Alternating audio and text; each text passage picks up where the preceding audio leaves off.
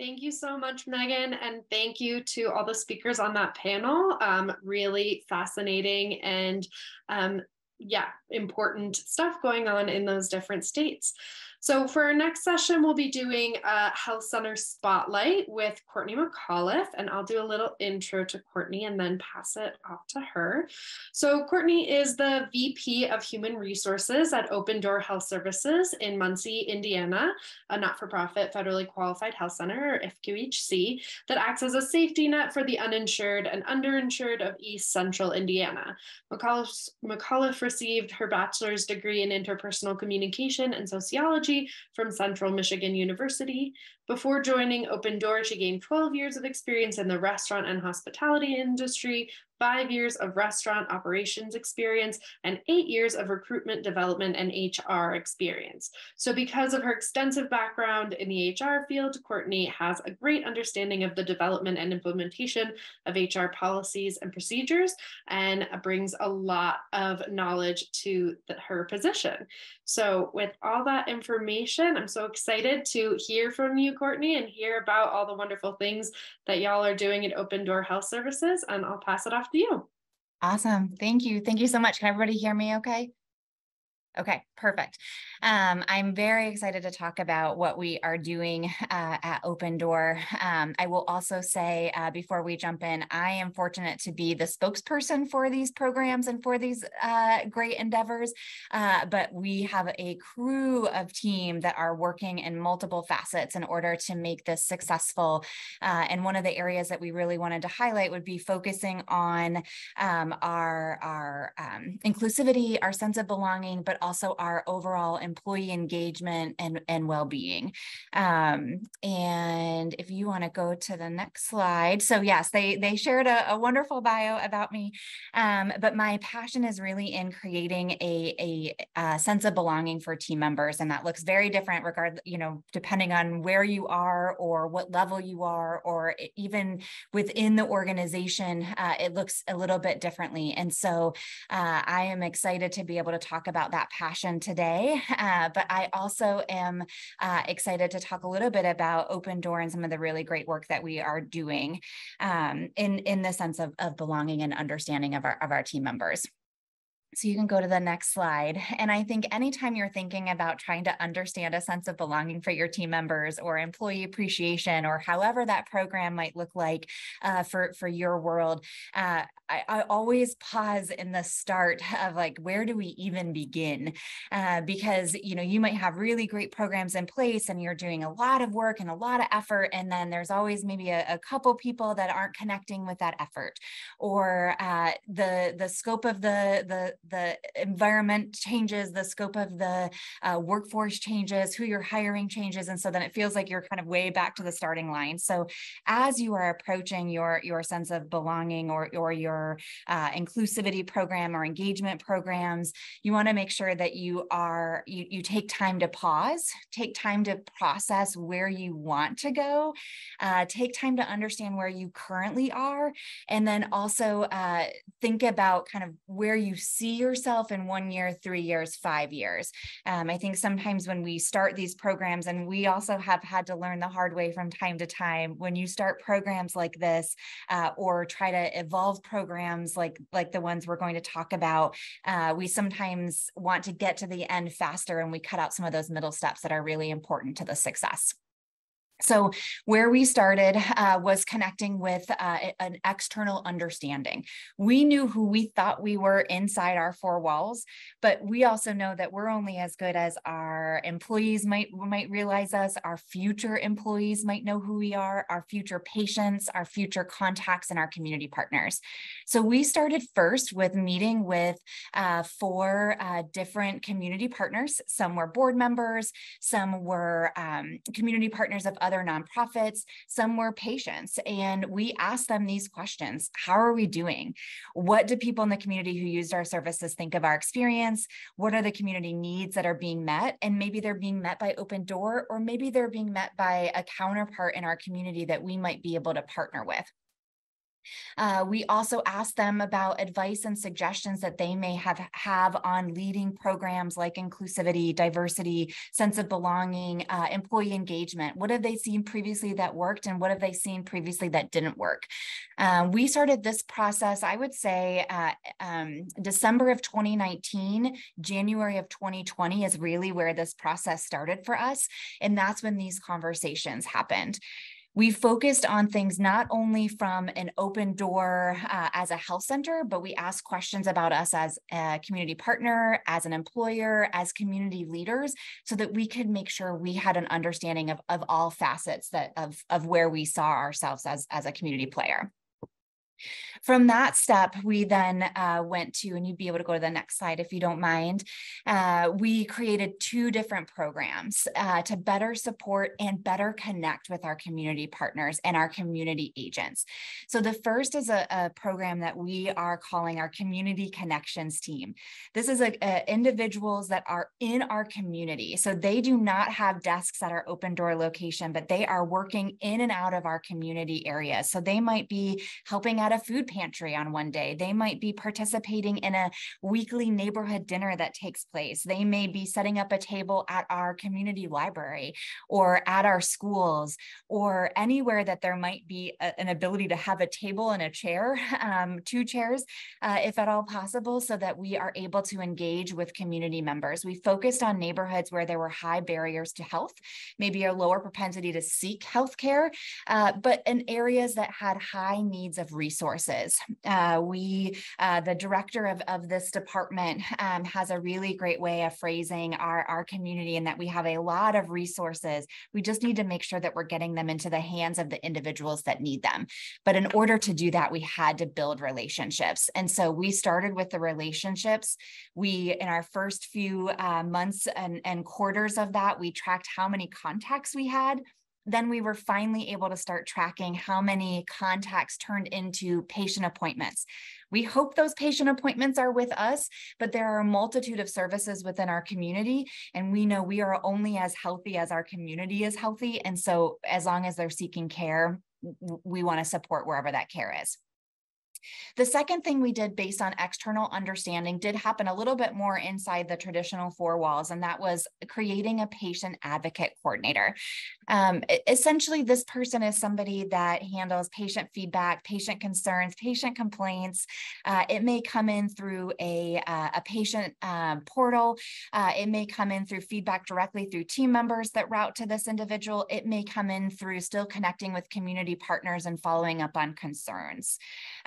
We were really particular about the name that we utilized. We could have absolutely titled this, customer service, patient service. We could have titled it patient feedback, but the word advocate was really important to us when we were creating this position. And that's because for 2 reasons. The first, we wanted patients to know that they can advocate for themselves. We wanted them to know that they had somebody that was in their corner, whether they thought all of us were in their corner or not. We wanted to make sure that patients then were also learning how to advocate for themselves and how to speak up about concerns, highlight what aspects of care is really important to them. The second reason that we wanted to make sure that we use that word advocate is because we wanted to ensure that this position was able to enact change.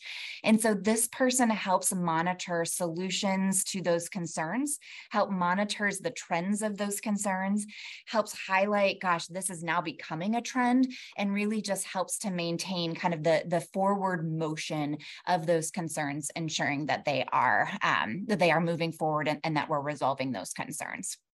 So those were the 2 areas that we started working externally, but then we brought a focus more internally. This also happened at kind of start of 2020. Annually, we do an employee engagement survey. We had been doing that for the last a decade, to my knowledge.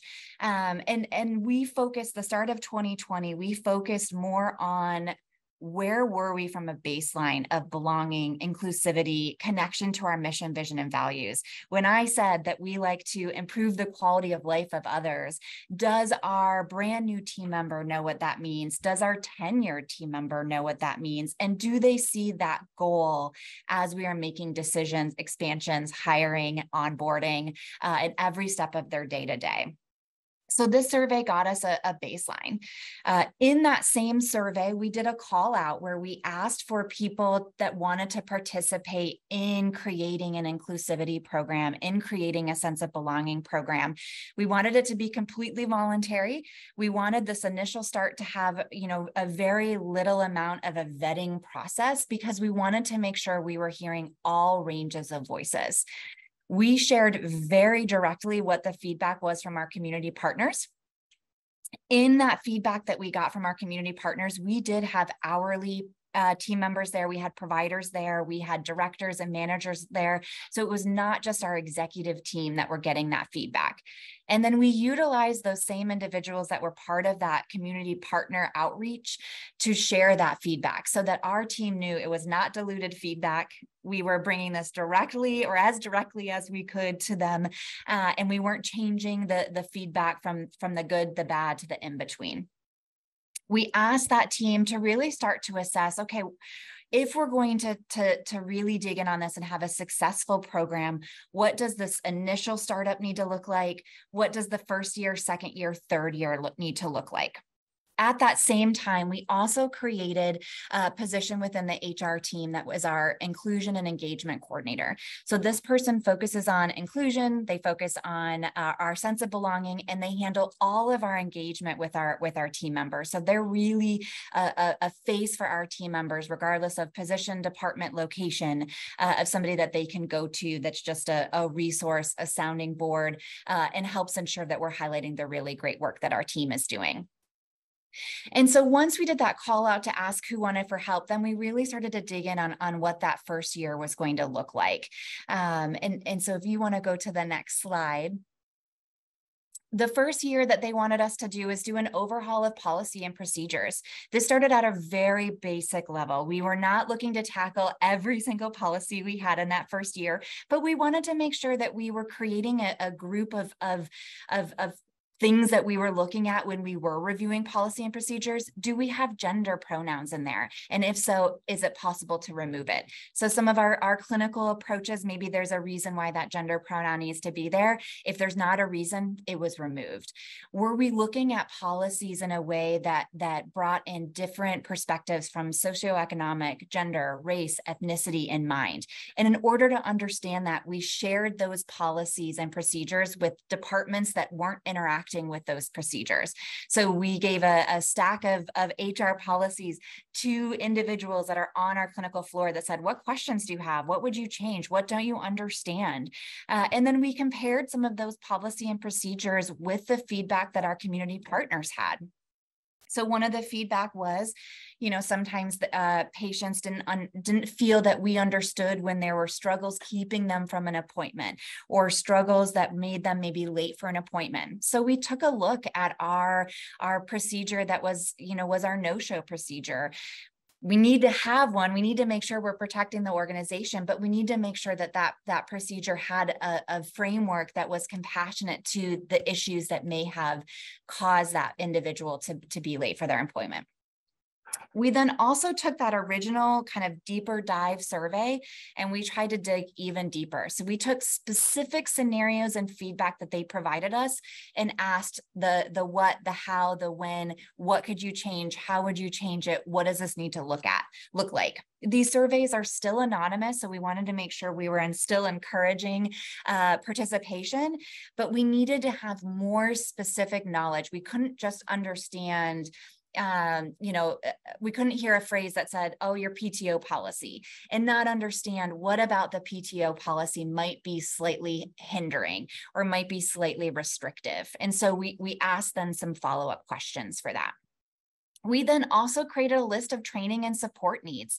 So when you hear the word diversity, what do you know? What do you not know? When you hear the word inclusion, what do you know? What do you not know? What concerns do you have when tackling these topics in a workplace?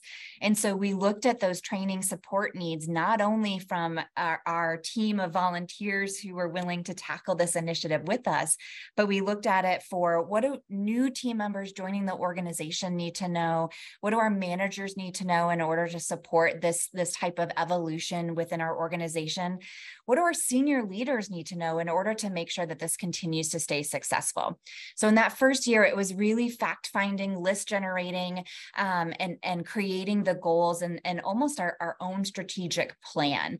I will highlight here, it felt like a slow process, and we got some of that feedback.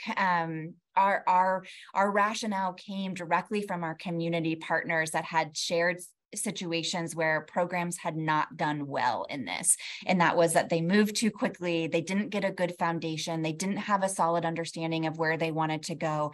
It was really a box to check off, but not willing to kind of dig in and do the work. And so we took that first year very seriously around digging in and doing that work. Next slide, please.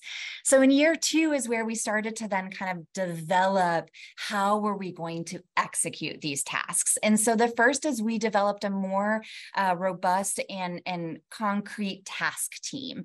And they helped us create and maintain that foundation. We asked that task team what DEI means to them.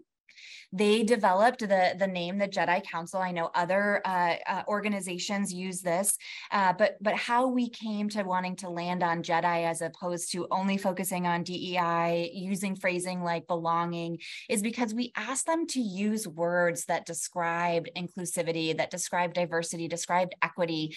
And so really, and it came following the same justice, equity. I love the Jedi model too, absolutely. Diversity and inclusion. And so I think what was really interesting to hear from my task team is that they felt empowered to demand justice. And that was really important to make sure that this team knew that if I was missing the mark, if other senior leaders were missing the mark, that they would then say, nope, Courtney, you missed the mark. Here's what we need to do to fix it. And so we wanted to make sure that justice was included in our approach to this council. We developed a team charter for them, how to operate, I'm so sorry, I'm embarrassed to spell the word focus wrong, so I'm so sorry. How we were going to focus on our meetings, our discussions, how we were going to operate, how we were going to call in and call out each other, and then how are we going to bring it outside our team meetings. We decided we wanted to follow a similar rotation to Robert's Rules of Order. So if you are on boards, you probably are familiar with this, where we would take it to a vote. We would seek a team rotation. So if there were people that were on the task team a little bit too long, we would want to make sure that we were rotating them off so that we could continue to get fresh perspectives, fresh ideas, fresh understanding. We then also developed a nominating process for new task team members. And we wanted to look for a variety of ways of representation. So I listed some here, definitely not limited to that.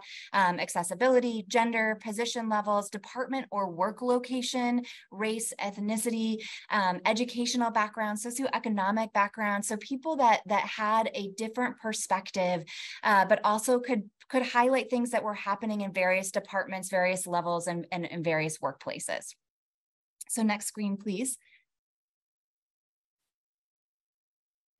They then also brought training into the Jedi Council. So this training was done sometimes by internal experts that we had, but we also are very fortunate in Delaware County and Indiana that we have Ball State University right in our backyard. We also have a couple nonprofit entities that focus on training and development and cultivating company culture. And so we utilized our local experts so that we could make sure we were getting an additional voice here in our organization to make sure that we were creating spaces where we could ask questions, get perspectives, and gain understanding. But we did also want to utilize our internal expertise as well. So we did trainings for the Jedi Council of understanding accessibility. How do you look at it? What do you look at? How do you know, what should be accessible and not accessible? We did a queer 101. What's the terminology? What do certain things mean? How do you ask certain questions? How do you create a sense of understanding? Because we felt that our team had shared that they knew these terminologies were out there, but they didn't feel comfortable having conversations using them, not to patients, not to team members, not to community members. We did some training on workplace allyship, calling in, calling out, providing feedback, and our focus on that is using Kim Scott's Radical Candor. So if you have not read that book, I do encourage it. It is talking about challenging individuals, but with a sense of relationship and from a place of care. So we do that throughout our organization so that people understand that when we do challenge, it's because we want to make people better. It's not because we want to challenge and point out where things aren't going well. The goal of the trainings was to develop a comfort discussing those sensitive topics. We know, especially in the workplace, when you start to hear the conversation veer towards a level of diversity, inclusion, people tend to back away because they're nervous. They don't want to say the wrong thing. Or sometimes folks that maybe should kind of pause and listen don't know how to do so. They just fill the void that they think is there. And so we wanted to create an understanding of how to have those conversations.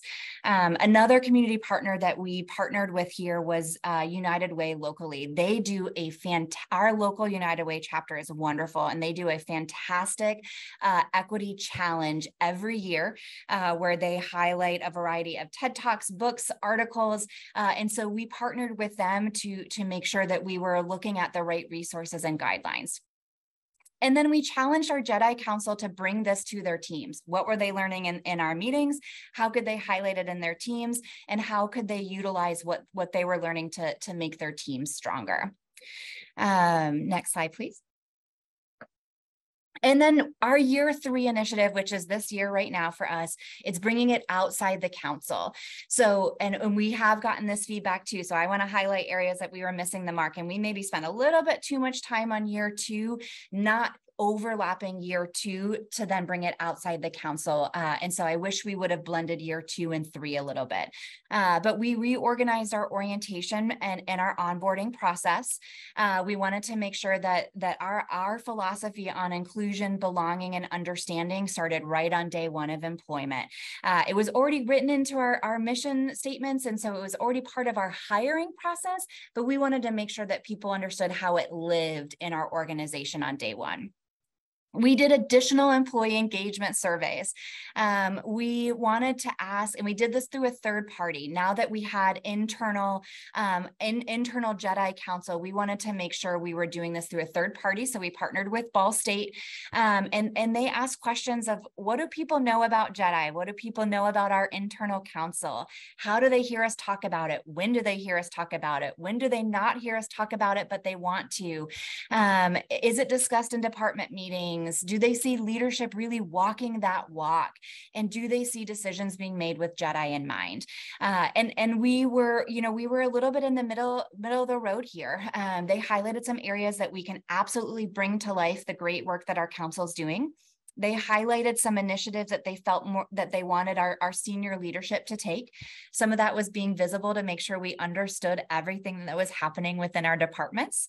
Some of it was making sure that we had a clear kind of taking that Jedi charter that they had started to hear about and really bring it into our other departments and bring it into our organization as a whole. So we're all committed to the same level of understanding when it comes to inclusivity. And then next slide.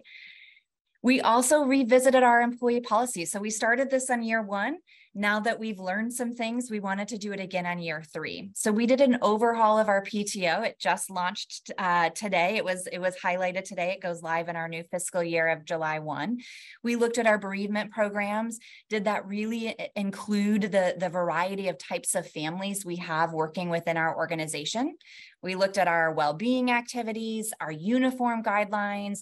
We looked at remote and flexible schedule. We created a program that we call our department engagement recruitment funds. So we put money right into the hands of our department leaders to have funds that they can use how it makes sense to celebrate the uniqueness and the exciting things that are happening on their teams. That way they're not waiting for somebody like me sitting in an office to highlight that for them, but they were hearing it directly from the source where that excitement is happening. And as an organization, and this happened a little bit in year 2, but we continue it in year 3 and beyond, is we as an organization made a commitment to paying a living wage. And we are committed to advocating for that as we are outside our 4 walls as well, because it's important not only to our team members, but it's also important to those living in our communities from what we're hearing for our community partnerships that we have. We have expanded our recruitment focus. So we also hired an additional person to join our HR team that is going to focus on how do we have a diversity in who we're onboarding. Are we at the right job fairs? Are we connecting with the right community partners when it comes to employment opportunities and connections? And how comfortable are we making it for individuals that want to apply or are hesitant about applying? Do we have enough representation that is available to be a resource for our onboarding or recruiting applicants? We've also made sure to streamline our meeting and agenda templates and topics. We want to make sure that the information happening not only in our JEDI task team and council, but in all of our councils and task teams and kind of breakouts, that they're being highlighted and updated in our departments. But then also those highlights from our departments are being routed then back to our leadership meetings as well. So those meeting agendas and topics, we wanted to create in a way that it was a two-way street between all of the types of meetings. And then next slide. Part of our feedback in year 2, and also a little bit of a focus on year 3, was our well-being program, previously known as a wellness program, but based on feedback, we also wanted to change the name to well-being. We wanted the focus to be on whole person, not just on activity and not just on physical attributes to wellness. This is our approach to patient care. We want to focus on the whole person. And so we wanted to bring that focus to our team members as well to make sure they were focusing on their whole person. So we created the 4 pillars of well-being that were important to our team. We got these pillars based on feedback that came from an employee engagement survey. They wanted to focus on mental health. They wanted to focus on physical health. They wanted to focus on financial health and well-being. And they wanted to focus on what we call it as social. And social was a combination of community, spiritual, and then some use the word social. We then focused on what types of activities could we do to really pull all 4 of these pillars out into our organization. So 1 month we focus on our 401k, we focus on financial availability, financial understanding, savings, even if it's only $5, how that adds up. We do a financial kind of literacy program so that we would be able to tackle that. And then we do things like having volunteer opportunities, again, partnered with United Way, partner with our school systems. We bring blood donation drives into our organization. And we do some physical challenges as well. We have a water challenge, we have a step challenge. We have a few other challenges, but we do those larger challenges quarterly, focusing then on some of the other pillars in those off months that we're not doing those challenges. We have reimbursement opportunities based on well-being. And so they're able to submit that and then get some reimbursement throughout the year. And most of these activities, if not all of them, function while on the clock and getting paid time. So we make sure that we free up opportunities for them day to day for them to participate in this. And then next question or next slide, please. And then so our continued goals, again, because this is an ever evolving process and program, is that we will continue to survey, regroup, and realign. We do a little bit of realignment every new wave of task team members. And so half of our task team fall off every year. And so every year we have a little bit of overlap between people from previous year. We do our employee engagement survey every year. And then we we dig in deeper following that survey based on the feedback that was uniquely identified. And then we're really working on creating additional open door programming. So some of the things that we'll be rolling out a little bit later this year, start of next year, but as a focus in this next fiscal year, is creating the development paths for our team members, but also creating an understanding of what development looks like. I think often we create these paths and we expect people to know what these stepping stones would be, because in our worlds of, or in my world of HR, those stepping stones are in every aspect of what I focus on. But for an individual that came from maybe a household or a previous career that did not have a stepping stone, how do we create an understanding of what growth looks like, what growth can be, and how do they know what those growth opportunities are? We'll be bringing some of those trainings that we did for our Jedi Council into our departments, and we've already started that this year. We did a trauma-informed care training with our teams. We did a patient service and kind of a customer service training with our team that brought in feedback that we had been getting from our community partners. And then our next wave would be revisiting how to do some of that call in, call out, that radical candor of challenging from a place of care, and then also continuing to look at our policies, our procedures, and making sure that we're connecting with the evolution of not only our work team and our organization, but our community partners. So sorry, I shared a lot of information because I love these programs. And again, I'm just the fortunate one that gets to highlight them. I am not the one that is executing a lot of these day-to-day tasks.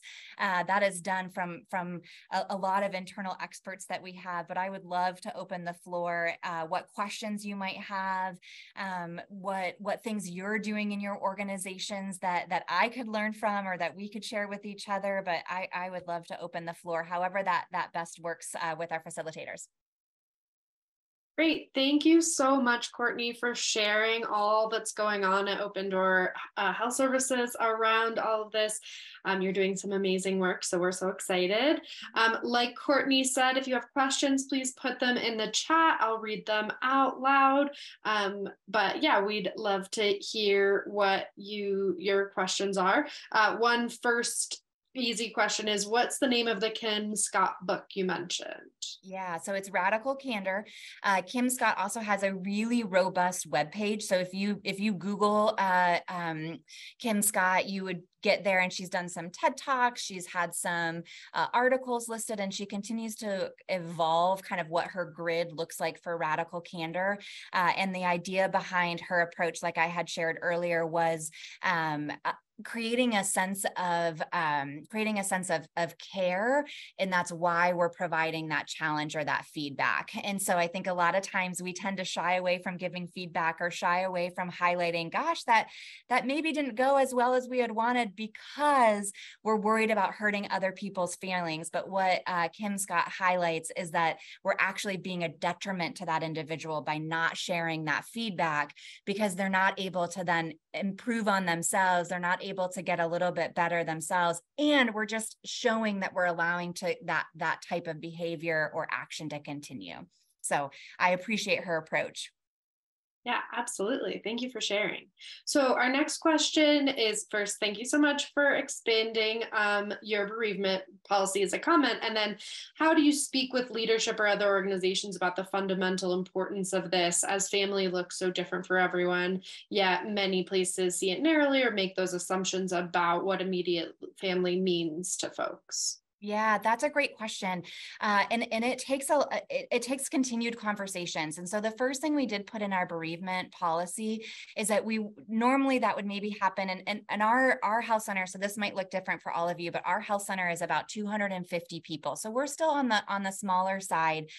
So we're able to do this still at this point of the game, but we route all of that directly to HR so that HR is able to have those conversations. So first, those conversations are happening with us, and then we share the conversation with leadership as to the why we're allowing some of that.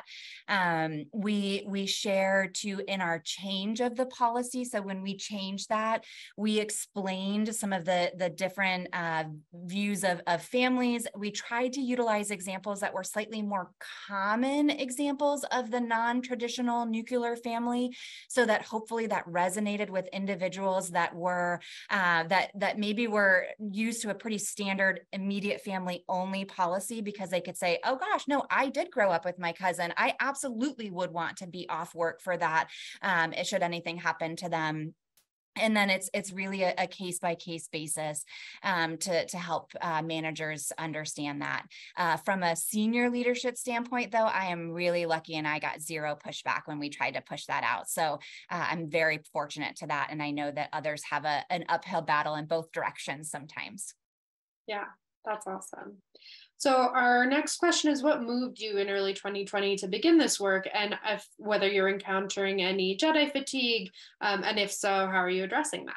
Yeah, great question. So we started this process, honestly. I had a team member that was on my HR team. She was an office coordinator, and she came to me and said, hey, there's areas of opportunity from understanding like inclusivity in our organization.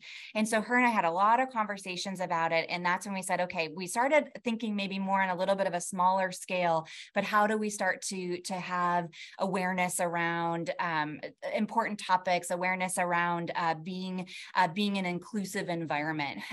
We also started to have a commitment from our recruiting standpoint to make sure that we were bringing individuals in that were a representation of the patients that we served.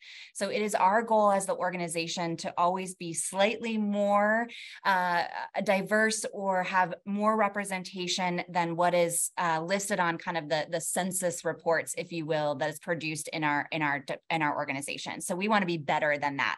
And so that's what caused us to start that at end of 2019, 2020. I do think our team are getting a little bit of a fatigue. And sometimes I'm hearing, oh, it's HR, like that they have to care about this type of thing. And I think we handle that on a case by case basis when people are maybe rejecting the idea of inclusivity or understanding. We have needed to terminate individuals that did not uphold our understanding and our commitment to that. And it wasn't an easy decision, but we wanted to protect what we were building and protect the mission, vision, and values of our organization. And I think that rotation of our Jedi Council is really important.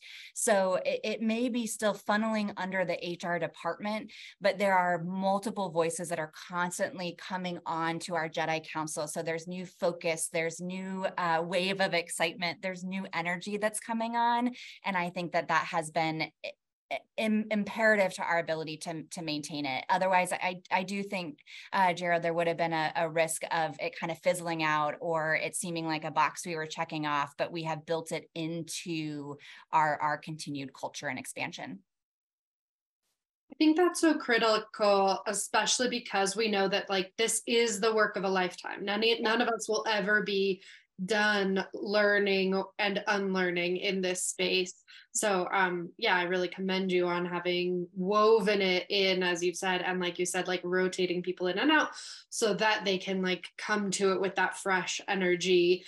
Because as much as it is a project of a lifetime, it is also exhausting, as we know. So yeah, I really appreciate that. We have a comment in the chat about focusing on DEIB, so diversity, equity, inclusion, and belonging as they get underway, that element of belonging being so important. So thank you so much for sharing that with us. And then another comment / question is that I work to implement similar as a queer identified clinician, LCSW, working with marginalized youth and families and cultural liaison in an FQHC.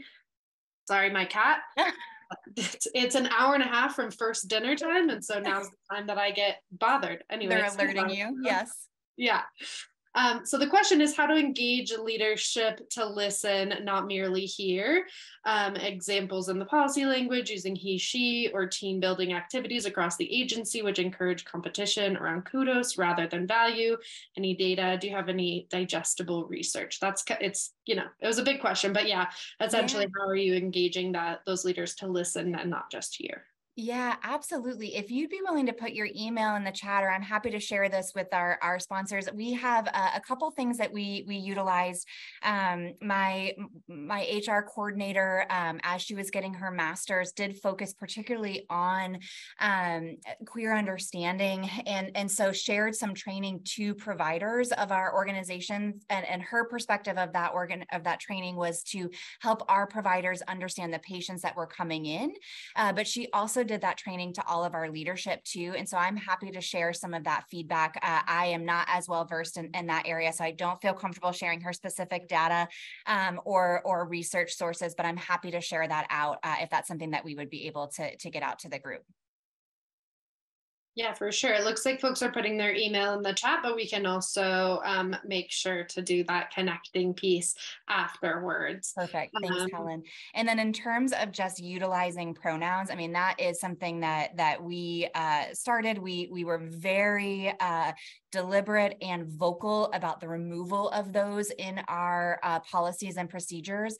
As an organization, we also sponsor our local pride event that happens, and that was an area that we encourage. So we sponsor a couple of things that were really important to our local community, and so that's our Juneteenth event that happens. We also added that in as a date for a paid holiday, and then our Pride, which for us, it happens in September. It's when our students come back from campus. And so we wanted to make sure that we were an active role in both of those events locally, from a planning standpoint, a sponsorship standpoint, and to just kind of reiterate our commitment to making sure that we were a welcoming and inclusive and belonging environment.